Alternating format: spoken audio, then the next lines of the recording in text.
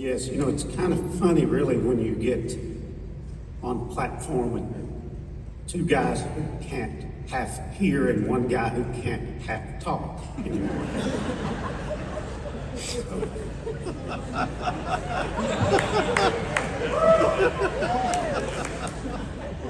It was in 1983, Ron Martin, lead singer for the Dumpton Valley Boys, who was also Kyla Rowland's brother, stepped up onto the Dumpton Valley Boys bus and said, "I just heard a tenor singer this week that blew my socks off. He's with a group called the Singing Americans, and his name is Danny something like Funderburk." So when I got home from that trip, I went to our Bible bookstore and I bought the only Singing Americans album they had. It was called Everybody Ought to Praise His Name. I took it home and put it on the player and I just listened. When it got to the song, The Galilean, and Danny took the solo on the second verse, I turned up the volume. I loved his tone. But then toward the end of the song, he flipped that tone into a full voice and he sang, "You will never be the same again." And I became an instant fan. And today I'm standing here on this platform, still a fan, but also honored to be a friend. In our genre's history, if you've been listening for a long time, you can probably easily name the tenors who have impacted the genre. The ones who've made such an impact, they actually influenced the sound of the tenor part itself for a generation or more.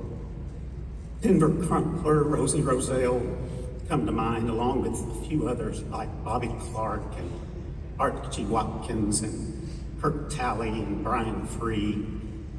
And in this room, most of the great tenors singing in groups today would tell you they were influenced by one or more of those guys.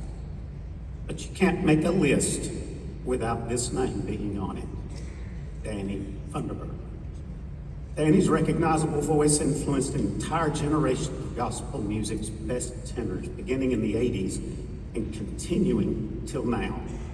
His untrained, God-given ability to take a song from a soft, airy head tone to a full voice thunder, the way he did on what I would call his signature songs like Somebody Touched Me and his often imitated but never duplicated version of For What Earthly Reason, have set him apart from almost any tenor you can think of. Back in 1983, we'd never heard anything like it. And in 2023, he's still considered one of the most unique, inspiring voices in our genre's history. But beyond his ability to interpret a lyric and bring you to your feet with a soaring high ending like the high C sharp on the end of This Old House, what has set Danny apart, what has made the biggest, most enduring impact on those of us in this room really doesn't have anything to do with his singing.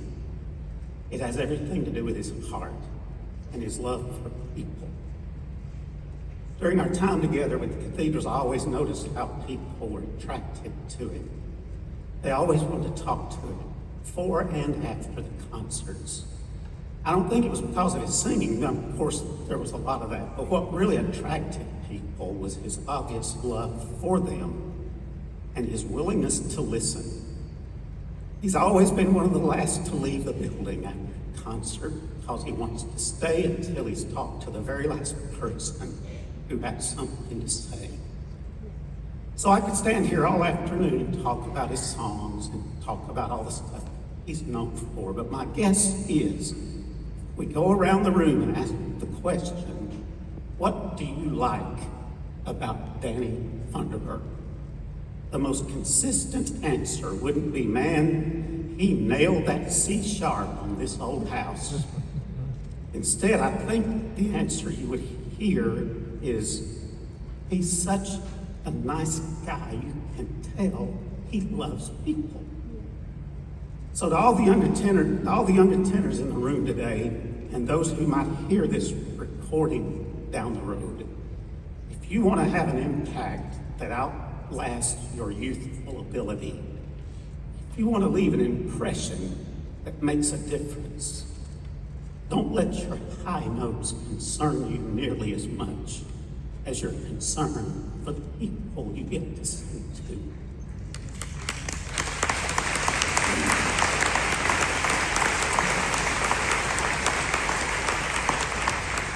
Because today we are honoring a legendary tenor singer, but we are also honoring the man behind the voice, the real guy, the guy who loves to fish, loves to talk, loves to laugh, and most importantly, the guy who loves his Lord and who loves the people his Lord loves, and that's everybody. It's my privilege and a real honor to induct my friend Danny Funderburk into the Southern Gospel Music Association Hall of Fame.